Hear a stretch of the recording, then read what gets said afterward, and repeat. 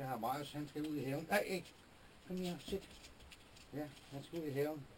Og så har jeg lært ham at lukke døren, når han kommer ind igen. Så vil vi se, om han kan finde ud af det. Ikke? Ja, kan du huske, at du skal lukke døren, når du kommer ind, ikke? Ja, sit. Godt. Ja, ud til. Ja. Så er det, jeg plejer at stille døren lidt på klem. Og nu ved jeg selvfølgelig ikke noget om, hvor lang tid han er ude, men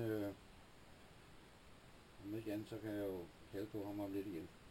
Vi bor på et gammelt hus fra 1938, og det betyder ikke så meget, at døren den får et ordentligt skub en gang imellem. Så jeg kalder lige på ham. Ja, Marius. Marius. Ja. Sit. Ja, luk døren. Ja, dygtig, Marius. Det var rigtig godt. Du må ikke skubbe til kameraet, Marius. Nej, det må du ikke. Nej, det må ikke skubbe til kameraet. Ja, det var det. Se, sådan kan man træne sin jagthund, når der går en lille uges tid, ikke? Det var det. Ja.